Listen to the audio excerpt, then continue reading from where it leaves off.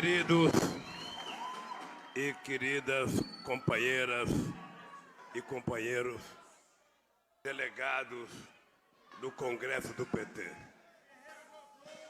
Querida companheira Gleice Hoffmann, presidente do Partido dos Trabalhadores, queridos convidados, representantes de países e partidos estrangeiros presentes nesse congresso, queridos companheiros e companheiras que vieram prestigiar esse evento do Partido dos Trabalhadores, queridos companheiros dos partidos aliados, queridos companheiros do PCO, a quem eu devo muito trabalho, queridos e queridas companheiras. Hoje, na verdade, eu não deveria fazer um discurso, porque hoje é um dia de agradecimento. Eu não sei em que lugar do mundo alguém teve tanta gente durante 580 dias gritando bom dia Lula, boa tarde Lula e boa tarde. Eu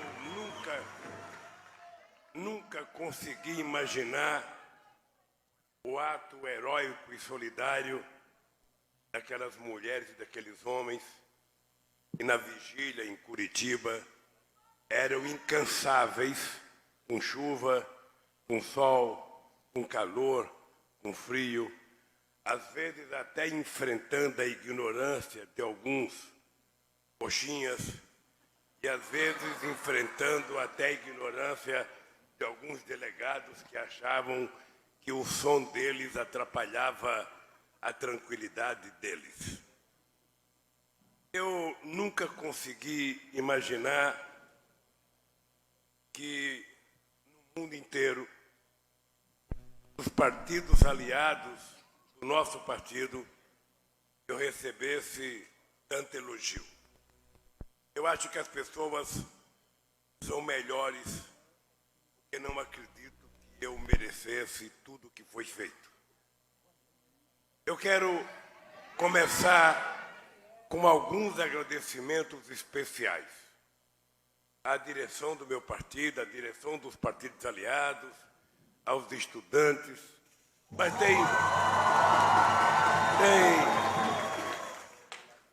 tem duas pessoas, a Dilma já foi embora, eu queria agradecer de coração o trabalho generoso e heróico que a companheira Dilma Rousseff e o Celso Amorim fizeram pela campanha Lula livre no mundo afora. Solidariedade não é uma coisa que a gente cobra, é uma coisa que a gente pede. Ela acontece na medida em que as pessoas se identificam com a vítima das arbitrariedades. Eu quero agradecer a todos que participaram do Comitê Lula Livre, ao Paulo Cédelia, ao Guilherme, eu não tenho o nome de todo mundo. Eu quero agradecer ao companheiro Haddad, o carinho, as visitas, aos advogados que foram visitar, está aqui o Grijaldi, o Vadidamos, que não está aqui, mas esteve comigo o tempo inteiro, aos advogados da minha defesa, que eu acho que foram verdadeiros heróis, e nunca tomaram uma decisão política. Eu sei que às vezes as pessoas ficavam chateadas. Tinha companheiro que falava assim para mim: Lula, você não pode recusar ir para casa, você não pode recusar ir para casa, você tem que ir para casa. Se eles te soltarem, você tem que ir. Pode ser com tornozeleira, pode ser. E eu dizia: a minha canela não é canela de pombo e nela não cabe tornozeleira. Eu só quero sair com a minha inocência, portanto, vocês sabem que esse processo que me fez ficar livre aqui da segunda instância não é o meu processo. O meu processo é o que nós estamos lá com habeas corpus contestando que o Moro não tem autoridade moral e ética para julgar o processo meu. Hoje, o que a Intercept divulga todo santo dia está no meu processo. Nada foi novidade para mim, porque desde o começo a gente provou que eles estavam mentindo, que eles não estavam dizendo a verdade.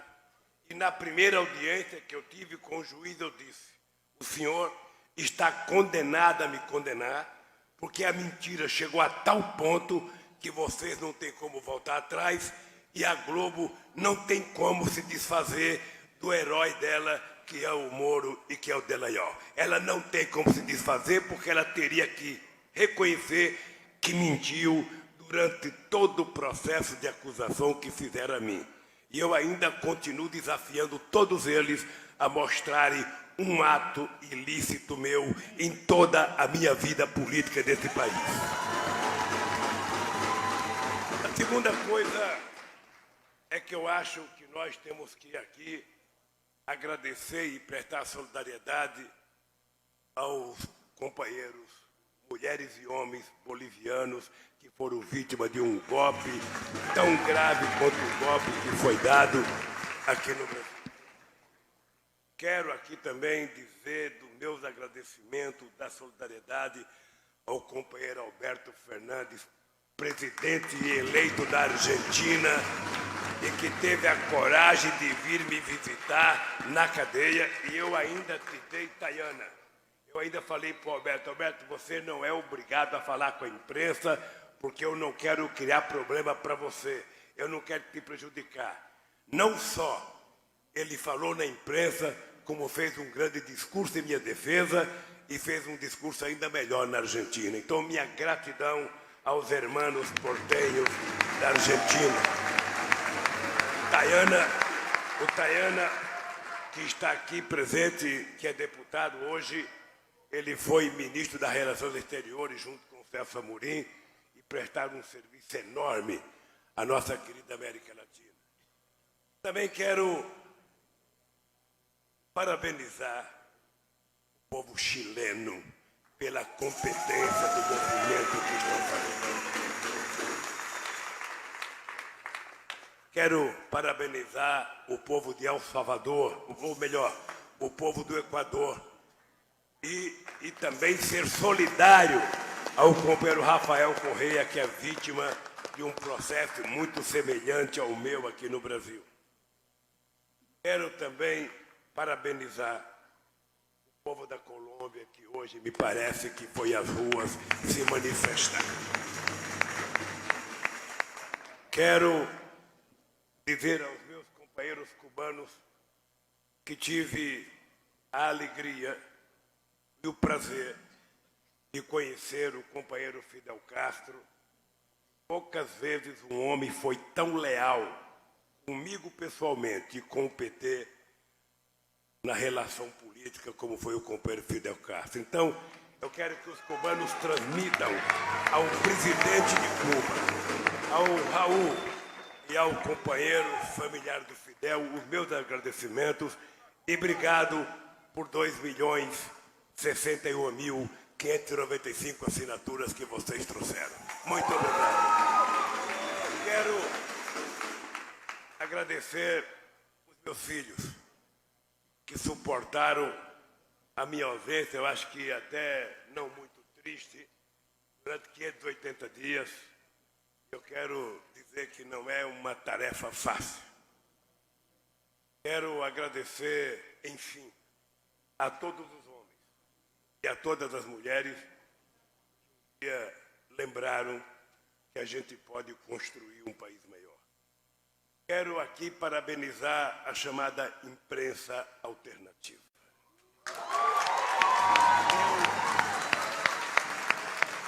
Eu não tenho como agradecer todos, sem distinção, que eu assistia muitos programas, eu recebia um pendrive, 24 horas de atraso, porque o Marcolinha não tinha coragem de levantar 4 horas da manhã para fazer, sabe? E eu assistia quase tudo que se falava, às vezes até demais, e eu acho que se não fosse a coragem, se não fosse o companheirismo, de todos, eu, sinceramente, quem sabe não teria resistido.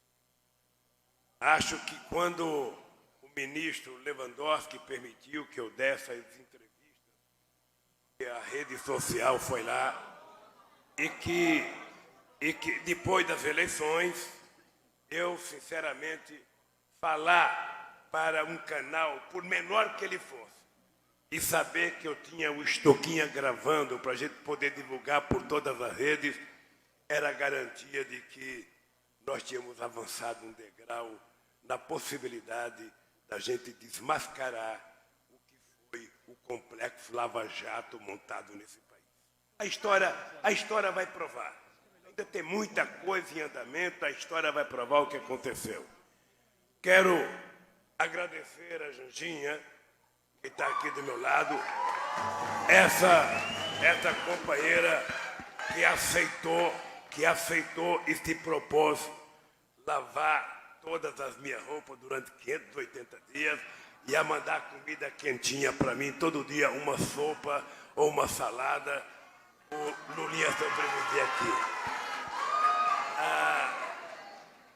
Eu sinceramente acho que nada vencerá o amor, sabe, nesse país, e eu acho que a gente aprende a gostar e amar das pessoas num conjunto de coisas que nós fazemos. E hoje eu posso dizer para vocês, eu sou eternamente grato a vocês, porque eu aprendi a amar cada companheiro militante, às vezes anônimo, que em algum momento desse país, sem me conhecer, gritou Lula livre, foi provocado, resistiu, e agora nós estamos perto de vencer essa batalha.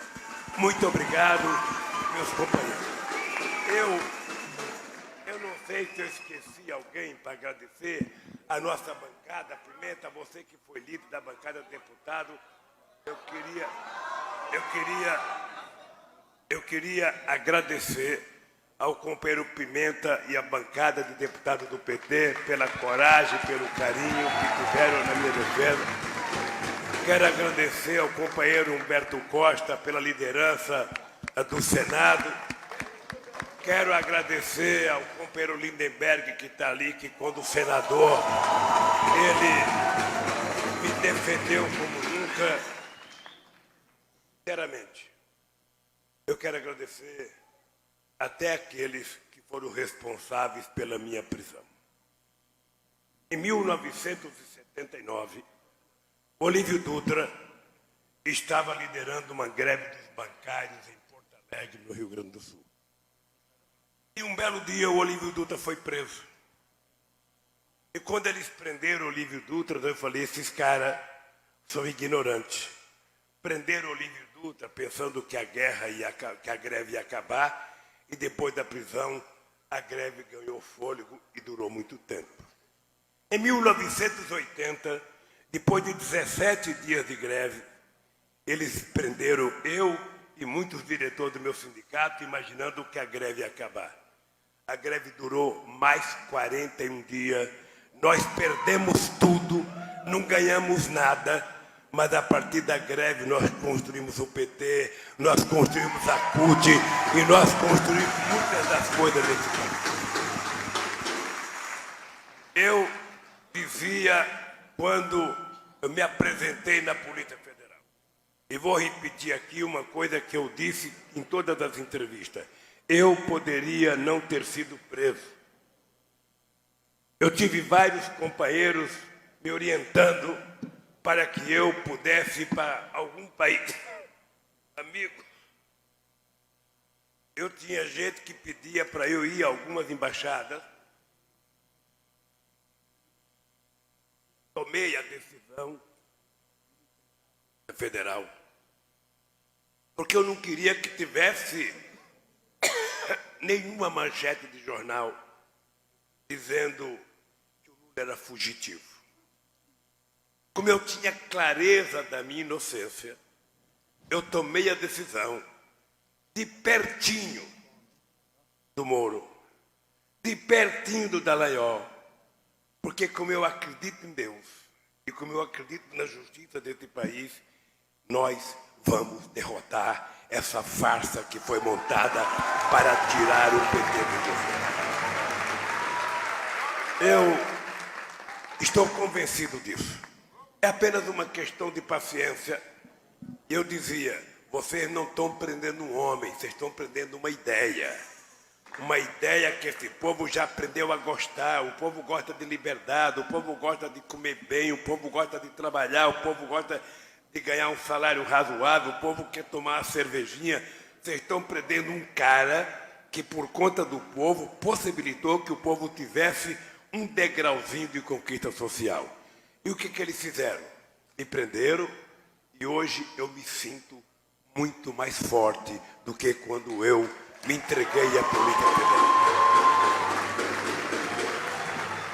E quando eu digo para vocês que eu tenho 74 anos de experiência, 30 de energia e 20 de tesão, pode acreditar. Pode acreditar que eu estou com mais disposição de lutar nesse país do que eu já tive em qualquer outro momento. Pode acreditar que vocês vão me ver rodando por esse país, não apenas infernizando a vida deles, mas enaltecendo a possibilidade de que o povo brasileiro não pode continuar passando o que está passando. Então, companheiros e companheiras, eu que tinha preparado uma coisa para falar para vocês, eu ando muito chorão e eu fico emocionado com facilidade. Eu já falei para vocês que a gente vai ficando velho e vai ficando mais emocional. Não velho, mas experiente, vai ficando mais emocional. Eu queria dizer umas coisas para vocês, inclusive para os meus companheiros do PT, para os meus companheiros do PT e para algumas coisas que eu li nos jornais quando eu estava preso, porque é impressionante, eu estava preso, eu não falava com a imprensa, mas toda hora eu ia dizer, não sei quem disse, sabe, uma fonte anônima disse, falou, eu não falava, então eu não sei como é que saía. Então eu resolvi falar algumas coisas aqui, resolvi fazer por escrito para ver se a gente consegue publicar isso em algum lugar, porque às vezes a gente fala de improviso, a fala não é gravada, a gente não sabe o que fazer depois com o discurso. Quando o Fidel falava, não, tinha bastante gente escrevendo o que ele falava para publicar. Mas eu, às vezes, nem meu assessor escreve, o Marcolinha não está nem com caneta na mão e nem com papel. Então, quando eu terminar de falar, eu pergunto, Marcolinha, você lembra do que eu falei? Ele fala, não. Então, eu vou ter que ler para você poder saber que da próxima vez traga uma caneta e um papelzinho na mão. Esperei muito tempo para poder falar livremente ao povo brasileiro. Esse dia finalmente chegou. E minha primeira palavra, como eu acabei de falar agora, tem que ser de agradecimento. Eu, se ganhasse 50 bilhões, se o Dallagnol me desse todo o dinheiro que ele ganhou para construir a Lava Jato, se ele me desse todo o dinheiro que eles permitiram que os americanos ganhassem com os prejuízos da Lava Jato, com os prejuízos da Petrobras, eu ainda assim não poderia pagar a dívida que eu tenho com vocês. Porque solidariedade não tem valor monetário. Tem valor de paixão, de agradecimento, de amor, de reconhecimento. E vocês, para mim, são muito mais do que isso. Durante 580 dias, isolado da minha família, de amigos e companheiros. Só podia receber 2 pessoas de quinta-feira. 2 pessoas de quinta-feira à tarde. Só podia receber os meus advogados, Caetano, que iam de manhã todo dia, durante 580 dias, tirando sábado e domingo. Esses 2 homens que eu não conhecia, eles foram todo santo dia me visitar. Todo santo dia me visitar. O Grijaldi foi, o Emílio foi muitas vezes como advogado, sempre na terça ou na segunda-feira. Eu quero aqui de coração reconhecer o trabalho dos advogados da minha defesa e quero falar em nome do companheiro Cristiane da Valesca, que foram verdadeiros heróis, atacados muitas vezes pela minha defesa, o companheiro Batoque e tantos outros que trabalharam para mim. E depois eu recebia na quinta-feira a minha família. Recebia Meus filhos, às vezes, iam 5, às vezes um podia ir, às vezes ia 2, às vezes ia 1, e começou a dividir. Às vezes eu recebia um, almoçava comigo, depois proibiram de almoçar. Depois de mais de um ano que eu estava preso, depois de muita discussão, permitiram que a Janja pudesse entrar para me visitar na hora do almoço.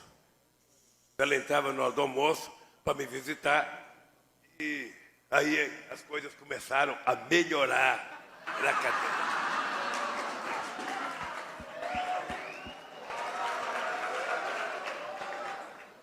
Bem,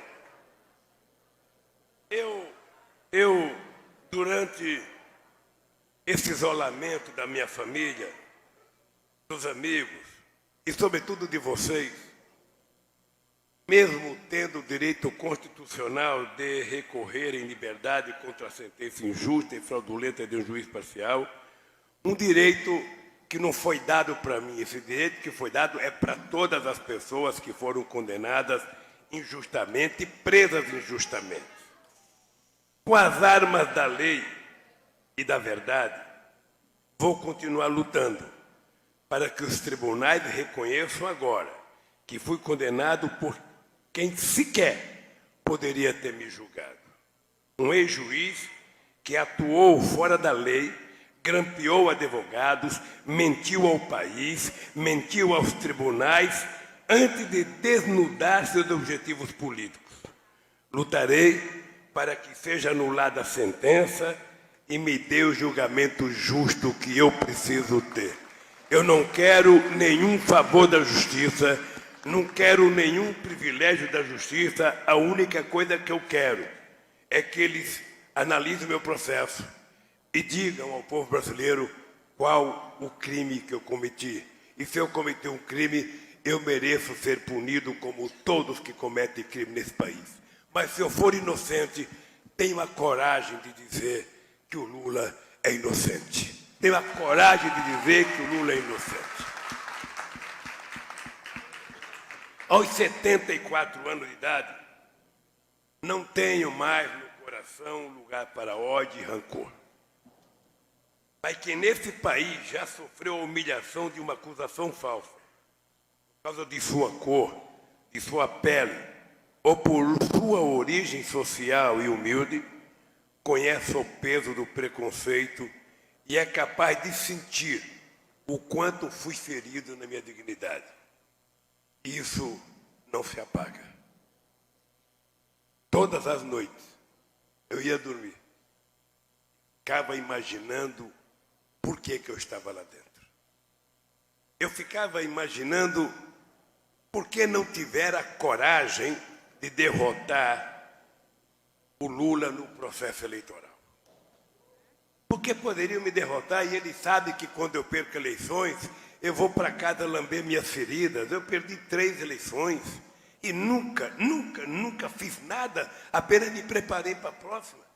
Eles poderiam ter me derrotado, inventaram a mais danosa mentira, primeiro para tirar a Dilma, segundo para me prender, para que eles pudessem concorrer às eleições livremente. Essas coisas você já sabe. Nada, nem ninguém vai devolver um pedaço arrancado da minha existência.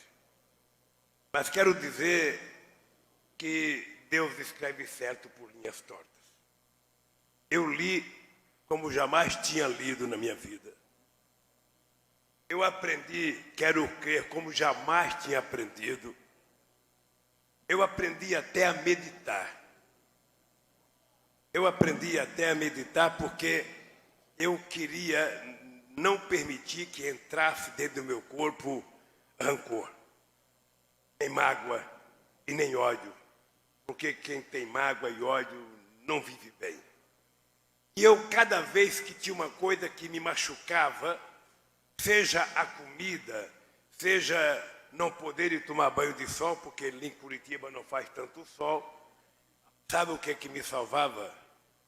Eu dizia os advogados meus, olha, eu quero que vocês digam aí fora que eu estou aqui. Quando a comida não é boa, eu lembro que o povo brasileiro tem muita gente que não consegue comer o que eu estou comendo.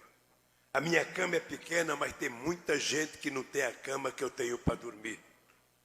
as coisas que eu tenho certeza que o meu sofrimento era bem menor do que o sofrimento de milhões e milhões e milhões de homens e mulheres que nunca cometeram crime nenhum e estão condenados à miséria, ao desemprego, por irresponsabilidade de um modelo econômico que exclui a maioria do povo brasileiro. Mas logo depois da minha fala, quando eu voltei ao sindicato, onde eu passei o último momento de liberdade com muita gente querendo que eu não fosse preso, disseram que eu deveria ter muito cuidado para não polarizar o país, que seria melhor calar certas verdades para não tumultuar o ambiente político, para não provocar uma ameaça à democracia. Vocês acreditam que eu recebi conselhos para que eu tomasse cuidado de não polarizar, para não criar problema. Eu queria aproveitar essa festa do PT para dizer umas verdades que eu preciso dizer. Existe um partido identificado com a democracia no Brasil, é o Partido dos Trabalhadores. O PT nasceu lutando pela liberdade durante a ditadura e junto com outros partidos de oposição. Tivemos muita gente perseguida, muita gente presa e muitos de nós fomos enquadrados na Lei de Segurança Nacional. Não foi a primeira vez que eu fui preso, eu já tinha sido preso em 79 e em 80. Desde que foi criada há quase 40 anos, o PT disputou dentro da lei e pacificamente todas as eleições desse país. Quando perdemos, aceitamos o resultado e fizemos oposição, como determinaram as urnas. Quando vencemos, governamos com diálogo social, participação popular e respeito às instituições. Outros partidos que falam tanto em democracia mudaram as regras da reeleição em benefício próprio. Nós rejeitamos essa ideia, mesmo gozando de uma aprovação que nenhum outro governo jamais teve, porque sempre entendemos que não se pode brincar com a democracia. Na minha cabeça, toda vez que um dirigente político começa a se achar imprescindível ou insubstituível, começa a nascer dentro dele a ideia de um pequeno ditador e eu não posso aceitar. Não fomos nós que falamos em fechar o Congresso, muito menos os Supremos com cabe um soldado. Em nossos governos, as Forças Armadas foram respeitadas e os chefes militares respeitaram as instituições, cumprindo estritamente o papel que a Constituição lhe reserva. Nenhum general deu murro na mesa, nem esbravejou contra líderes políticos durante todos os governos do PT. Não fomos nós que pedimos a anulação do pleito só para desgastar um partido vencedor. Não fomos nós que sabotamos a economia do país para forçar o impeachment sem crime da Dilma, não fomos nós que sustentamos uma farsa judicial e midiática para tirar do páreo o candidato que ocupava a liderança nas pesquisas de opinião pública. Não fomos nós os responsáveis, ativos ou omissos, pela eleição de um candidato que tem ojeriza a democracia, que foi poupado de enfrentar o Haddad nos debates de propostas, que montou uma indústria de mentiras com dinheiro sujo, sobre a complacência da mesma justiça eleitoral, que, descatando uma decisão da ONU, caçou o candidato que estava pronto para ganhar as eleições.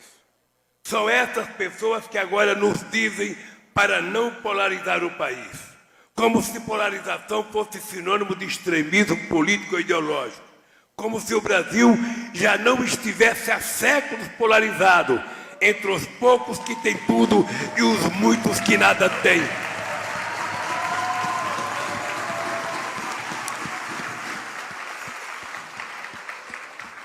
Como se fosse possível se opor a um governo de destruição do país, do direito da liberdade e até da civilização.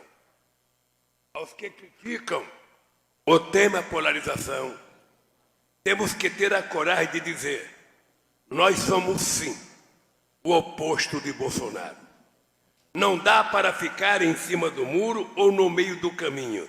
Somos e seremos oposição a esse governo de extrema-direita que gera desemprego e exige ainda que os desempregados paguem a conta. Somos e seremos oposição a um governo que rasga direito dos trabalhadores e reduz o valor real do salário mínimo, que aumenta a extrema pobreza e traz de volta o flagelo da fome, que destrói o meio ambiente, que ataca mulheres, negros, indígenas e a população LGBT, ataca qualquer um que se opõe ou que ouse discordar do que ele pensa. Somos, sim, radicais na defesa da soberania nacional, das universidades públicas e gratuitas, do Sistema Único de Saúde Público, gratuito e universal. Nós não somos meia oposição, somos oposição e meia aos inimigos da educação, da cultura, da ciência, da tecnologia. Nós não aceitamos mais censura, tortura e perseguição a adversários políticos. Andam negando essa verdade científica. Mas a Terra é redonda. E nós estamos, sim, em polos opostos. Enquanto eles semeiam o ódio, nós vamos mostrar a eles que o amor é capaz de fazer esse país ser muito melhor, como nós já provamos uma vez. Queridos companheiros e companheiras, eu só queria que vocês tivessem paciência, porque não é possível que depois de 580 dias de saudade vocês não tivessem paciência de me ouvir aqui. Companheiras e companheiros, já foi dito que o PT nasceu para mudar o Brasil, e mudou. Que trazemos na origem o compromisso com os trabalhadores, com os mais pobres, com os que carregaram ao longo de séculos o peso da exclusão e da desigualdade. Porque pela primeira vez fizemos um governo para todos os brasileiros e brasileiras, e isso fez toda a diferença na evolução da qualidade de vida do nosso povo. Se fosse para governar apenas para uma parte da população, o Brasil não precisaria do PT. Para o mercado decidir quem pode ou não receber aposentadoria, quanto vai custar o gás de cozinha, o combustível, a energia elétrica, visando somente o lucro, o Brasil certamente não precisaria do PT. Se fosse para entregar ao estrangeiro as riquezas naturais, o petróleo, as águas, as empresas que o povo brasileiro construiu, certamente o Brasil não precisaria do PT. Se fosse para queimar a floresta, envenenar a comida com agrotóxicos, deixar impunes crimes como o de Mariana e Brumadinho, de Marielle, ignorar desastres como o óleo do litoral do Nordeste, para que o PT? Para o filho de um rico estudar nas melhores universidades do mundo e o filho do trabalhador ter de largar a escola para sustentar a família, certamente o Brasil também não precisaria do PT. Se é para alguns poucos terem mansões em Miami e muitos viverem debaixo dos viadutos, para o rico ficar isento até do imposto de herança e o trabalhador carregar o peso do imposto de renda, certamente também o Brasil não precisaria do PT. Para manter a mais escandalosa concentração de renda do planeta Terra, para o rico continuar cada vez mais rico e o pobre ficar cada vez mais pobre, aí sim o Brasil também não precisaria do PT. Porque o maior inimigo do Brasil hoje, e desde sempre, é a desigualdade. Esse vergonhoso fosso em que 1% da população detém 30% da renda nacional e para mais da metade dos pobres sobram apenas 17% da migalha desse banquete indecente. Mas se este país quer superar a chaga imensa da desigualdade, recuperar a soberania e o seu lugar no mundo, Se quer voltar a crescer em benefício de todos os brasileiros e brasileiras, o Partido dos Trabalhadores é mais do que necessário. Ele torna-se imprescindível ao povo brasileiro. Esta é a enorme responsabilidade que estamos recebendo, companheira Gleice. O Brasil nunca precisou tanto do PT, e o PT tem que ser grande bastante para corresponder ao que o país espera de nós. Temos de estar unidos, fortes e cada vez mais conectados com o pensamento do povo brasileiro. Temos a responsabilidade de renovar o partido, compreender o que mudou na sociedade brasileira nesses 40 anos e buscar a resposta para os novos desafios. Fomos forjados na luta em defesa da classe trabalhadora brasileira. O peso da injustiça recai sobre os motoristas de aplicativos, os jovens que perdem a saúde, arriscam a vida fazendo entregas em motos, bicicletas ou mesmo a pé. Os que não têm a quem recorrer para os seus direitos, porque a única relação de trabalho que conhece não é a carteira profissional, mas um telefone celular que ele precisa recarregar desesperadamente todo santo dia. Este é o lugar que resta aos deserdados de um modelo neoliberal excludente, cada vez mais desumano. Um mundo em que o mercado é Deus, em que a solidariedade deixa de ser um valor universal, substituída por uma competição individualista e feroz. É com esse mundo novo que o PT precisa dialogar. Sem abrir mão de nossos compromissos históricos, mantendo os pés firmes no presente e mirando sempre o futuro. Se as formas de exploração mudaram, a injustiça e a desigualdade permanecem e são cada vez mais cruéis. Temos de estar organizados, mais fortes, conscientes e mais decididos do que nunca a construir um país mais generoso, solidário e mais justo. E é por isso que o Brasil, nesse momento histórico, precisa tanto do PT. Companheiras e companheiros, salvar o país da destruição e do caos social que este governo está produzindo não é tarefa para um único partido. Fomos eleitos e governamos em aliança com outras forças do campo popular e democrático. Por mais que tentem nos isolar, estamos juntos na oposição com partidos da centro-esquerda, de esquerda, e estamos com os movimentos sociais, as centrais sindicais e importante liderança da sociedade civil. Embora tantos tenham cometido erros, antes e depois dos nossos governos, é somente do PT que exigem todo dia a autocrítica que fazemos todos os dias. Na verdade,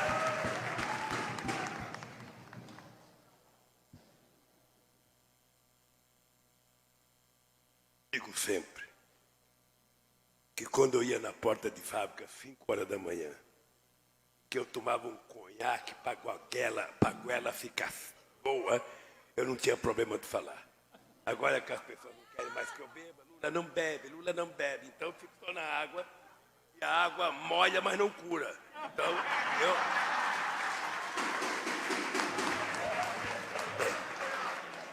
Embora tantos tenham cometido erros antes e depois do nosso governo, é somente do PT que exige a autocrítica que fazemos todos os dias.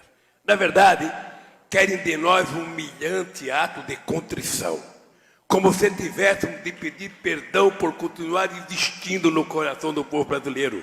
Apesar de tudo que fizeram para nos destruir, preciso dizer algumas verdades sobre isso. O maior erro que nós cometemos foi não ter feito mais e melhor do que fizemos. De uma forma tão contundente que jamais fosse possível esse país voltar a ser governado contra o povo, contra os interesses nacionais, contra a liberdade e a democracia como está sendo agora. Deveríamos ter feito mais universidade do que fizemos, mais escolas técnicas, mais reforma agrária, mais luz para todos, mais Minha Casa Minha Vida, mais Bolsa Família, mais investimento público. Teríamos de ter conversado muito mais com o povo e com os trabalhadores, conversado mais com os jovens, que não viveram o tempo em que o Brasil era governado para poucos e não para todos. Também tínhamos de ter trabalhado muito para democratizar o acesso à informação e aos meios de comunicação, apoiado mais as rádios comunitárias, fortalecido mais a televisão pública, a imprensa regional, o jornalismo independente e a nossa tão querida e poderosa internet. Antes que a Rede Globo me acuse outra vez pelo que não disse e não fiz, não ouse me comparar ao presidente que eles escolheram. Jamais ameacei e jamais ameaçaria caçar arbitrariamente uma concessão de TV, mesmo sendo atacado sem direito de resposta e censurado como eu sou pelo jornalismo da Globo. Eu sempre disse que jamais teria chegado onde cheguei se não tivesse lutado pela liberdade de imprensa. Hoje entendo com mais convicção. Aqui a gente não tem preconceito, a gente fez desafio, de imprensa tem de não ser temos racismo, de todos, e nós vamos não nós. pode ser privilégio de alguns. Não pode um grupo familiar decidir sozinho o que é notícia e o que não é, com base unicamente em seus interesses políticos e econômicos. Entendo que democratizar a comunicação não é fechar uma TV, mas é abrir muitas outras TVs nesse país. É fazer a regulação constitucional que está parada há 31 anos à espera de um momento de coragem do Congresso Nacional. É fazer cumprir a lei do direito de resposta e é principalmente abrir mais escolas, mais universidade e levar mais conhecimento, informação e consciência para as pessoas se libertarem do monopólio da comunicação no nosso país. Enfim, penso que teríamos de ter lutado com mais vontade e organização, fortalecida ainda mais a democracia, para jamais permitir que o Brasil voltasse a ter um governo de destruição e de exclusão social, como voltou a ter desde o golpe contra a companheira Dilma em 2016. A autocrítica que o Brasil espera é a de todos que apoiaram nos últimos 3 anos a implantação do projeto neoliberal que não deu certo em lugar nenhum do mundo e que vai destruir a previdência pública e que, ao invés de gerar os empregos que o povo precisa, está implantando novas formas de exploração da sociedade brasileira. A autocrítica que a democracia e o Estado de Direito esperam é daqueles que na mídia, no Congresso, em setores do Judiciário e do Ministério Público, promoveram, em nome da ética, a maior farsa judicial que este país já assistiu.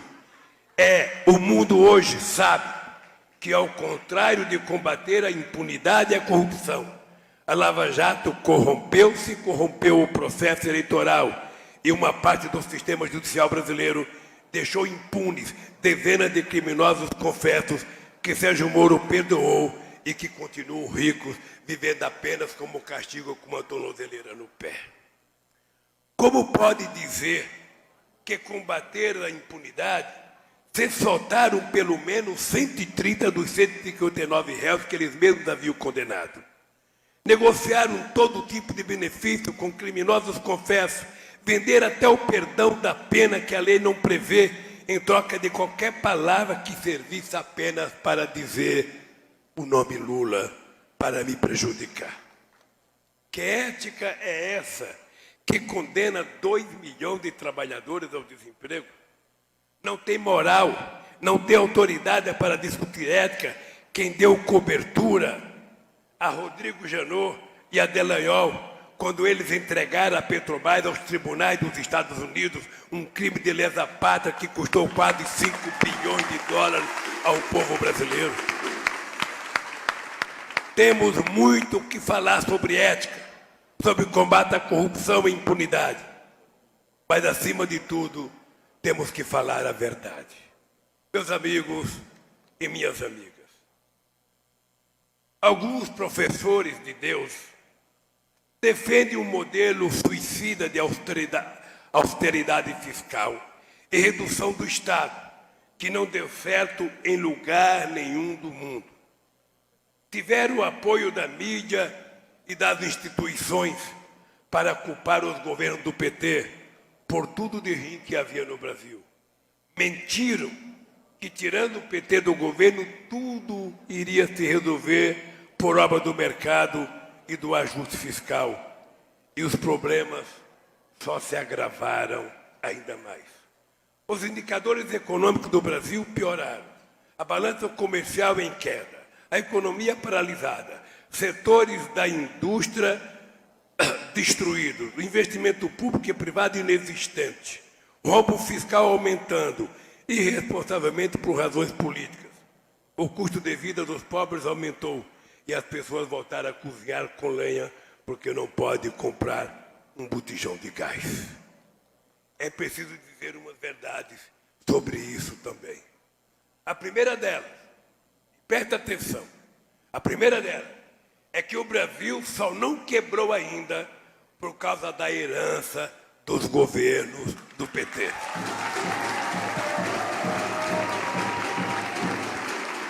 Por causa de 370 bilhões de dólares em reservas internacionais que acumulamos e querem queimar na conta dos juros.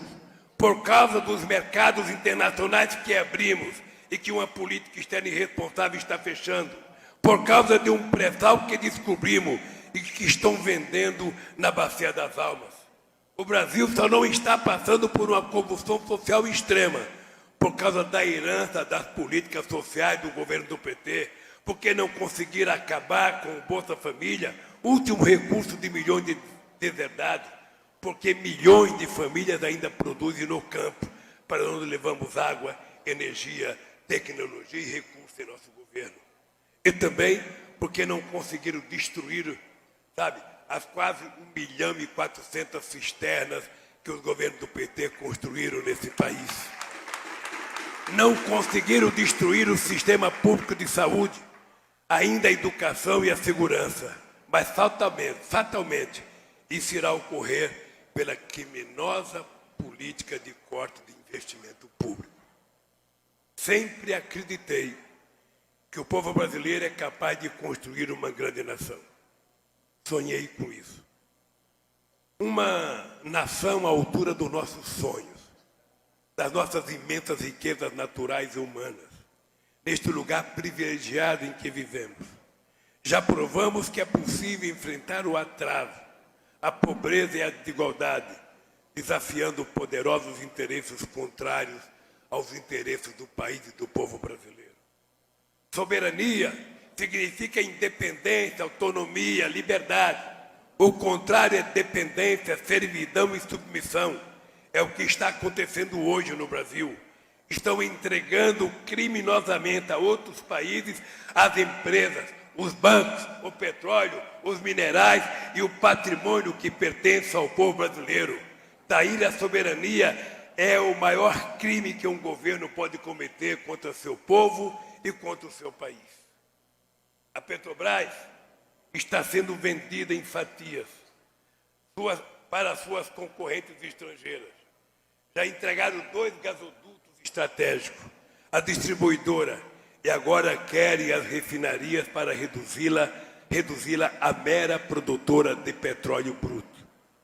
É o contrário do que fazem as grandes petroleiras do mundo, que lucram do poço ao posto e até o que restar já planejam vender criminosamente. Fiquem alertas, o que estão se aproveitando dessa farra de entreguismo e privatização predatória, porque não vai durar para sempre. O povo brasileiro há de encontrar os meios de recuperar aquilo que lhe pertence e saberá cobrar os crimes dos que estão traindo, entregando e destruindo o nosso país.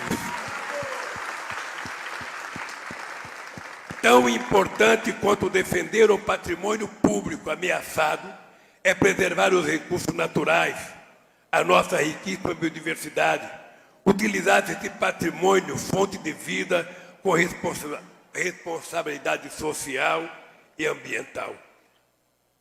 Mas parece que enfiaram o Brasil à força numa máquina do tempo e nos enviaram de volta a um passado que a gente já tinha superado.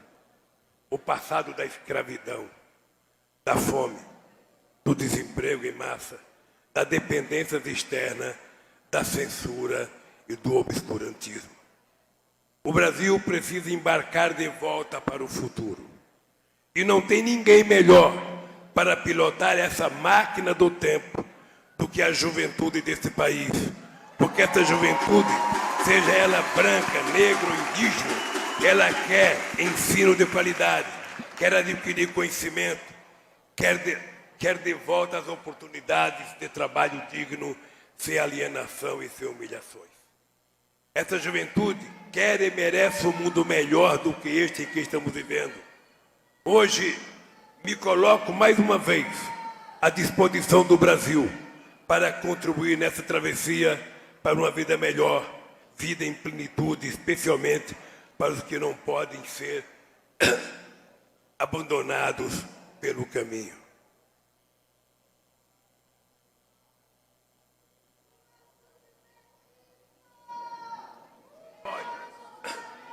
Sem ódio, sem rancor, que nada constrói, mas consciente de que o povo brasileiro quer retomar a construção do seu destino, de que temos de fazer juntos um Brasil soberano, democrático, justo para todos. Eu quero que vocês saibam que o PT não pode se acovardar diante das adversidades. Não faz muito tempo nós tivemos problema no nosso país, no nosso partido, no nosso povo, com relação à crise da Venezuela. Tentaram condenar o PT e estão me processando, e a Dilma também, pelo investimento que fizemos em Cuba, pela construção do Porto de Mariel. Estão tentando me condenar por todos os investimentos que nós fizemos na África. E quero dizer para vocês que se o PT voltar um dia ao governo, ou a esquerda voltar ao governo, nós temos que ter um compromisso de honra. Nós temos que voltar a fazer investimento na América Latina e fazer investimento na África.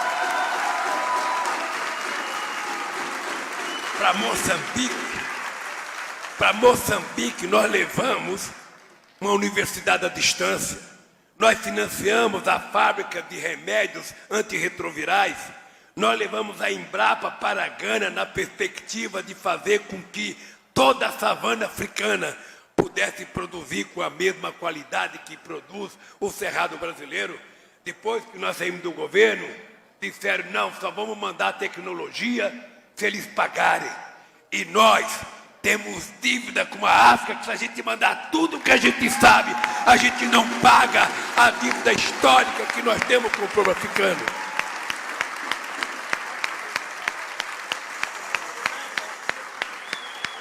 Mais recentemente, era quase que ser demônio qualquer tentativa de defender os companheiros da Venezuela.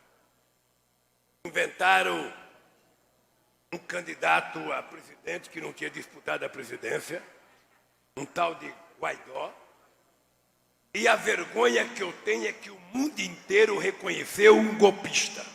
O mundo inteiro democrático, liderado pelo Trump nos Estados Unidos.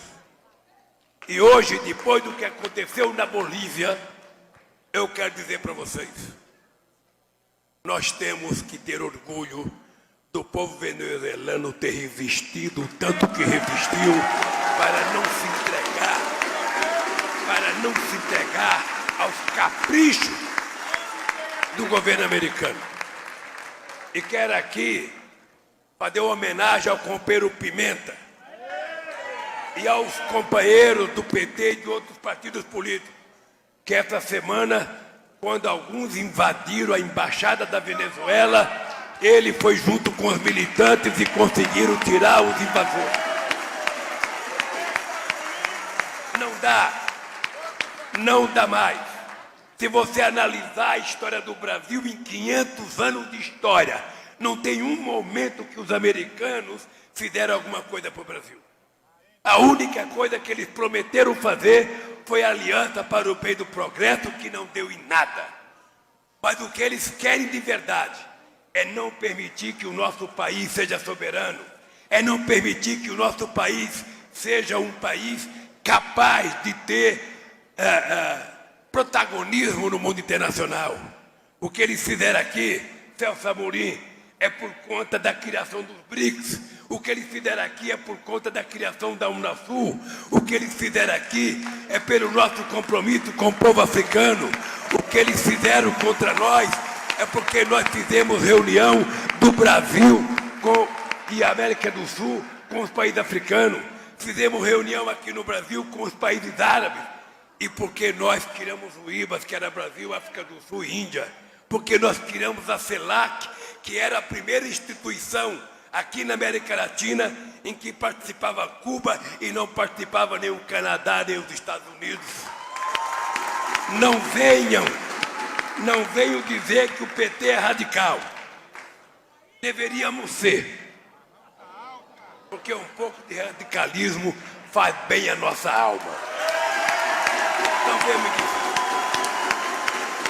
Eu não estou mais radical. Pode criar dado, eu estou mais consciente. Estou mais consciente. Eu nunca li tanto sobre a história africana como eu li nesses 580 dias. E hoje, para mim, está mais claro. Eles não só acabaram com a escravidão do jeito que acabaram, como eles não deram oportunidade de trabalhar, não deram terra e criaram uma nova nominata, não era mais escravo, era vagabundo. Os negros passaram a ser chamados de vagabundo e até hoje é o que a gente mais vê. Quando a gente vê um companheiro desempregado ou dormindo na rua, muita gente fala, está aí porque é vagabundo. Ele não quer trabalhar, porque não estudou, porque é vagabundo. Igreja, querida galega, só tem uma razão de ser desse partido existir. É ele não perder a noção de quem nós nascemos para representar. Ele não perder a noção de que nós temos lado. É ele não perder a noção de que a gente não tem nada contra os Estados Unidos. Nós queremos manter relação com os americanos, mas nós queremos manter relação com a Bolívia, nós queremos manter relação com Cuba. Não é possível. O Brasil agora é o único país. O país agora, Brasil, Israel e Estados Unidos votaram contra Cuba numa decisão vergonhosa que ilameia o nome do Brasil.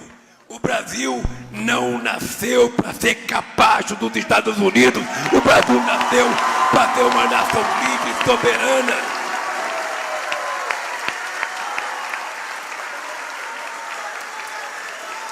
O Celso Amorim estava comigo quando eu fui aos Estados Unidos e o Bush falava da guerra do Iraque. Você tem que ver, o Humberto Bush estava da cor da camisa da Gleice. E ele falava, é preciso derrotar o Iraque, é preciso derrotar o terrorismo, porque eles têm armas químicas. Eu falava, Bush, não tem. O Bustamante era o embaixador brasileiro, era responsável da agência de armas químicas, e ele disse, não tem armas químicas no Iraque. E ele temou que tinha. Aí me convidou, Lula, você tem que entrar na guerra conosco.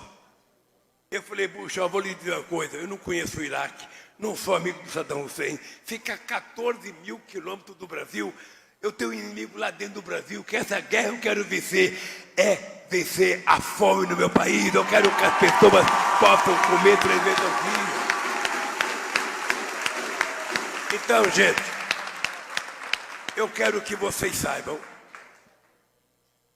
eu já disse muitas vezes isso, companheira Gleice, Eu não sei quanto tempo eu tenho pela frente. Aliás, ninguém sabe. Mas eu estou determinado e estou discutindo com o do além que eu quero viver até 120 anos. Mas não importa quanto tempo eu tenho. Hoje nós perdemos um companheiro histórico, né, o companheiro Henry Soube Rabino, muito importante aqui na luta pela democracia no nosso país. Amigo de Dom Paulo Evaristo Arnes. E eu fico pensando do que vale a pena a gente viver se a gente não colocar a cabeça no travesseiro todo dia e não ter a consciência tranquila de que a gente fez alguma coisa de bom para alguém. E aí, eu vi aí, que eu vi teu pai, eu queria agradecer, dentre os advogados que me ajudaram, um cara chamado Xixa, eu não sei se ele veio, mas eu vi ele aqui. É o cara que prestou uma solidariedade impagável, Xixa. De coração, você não existe, meu querido.